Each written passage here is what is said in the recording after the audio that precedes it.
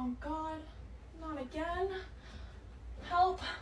I'm stuck. I'm stuck in here. Step bro? Close your eyes and you will enter the dream world.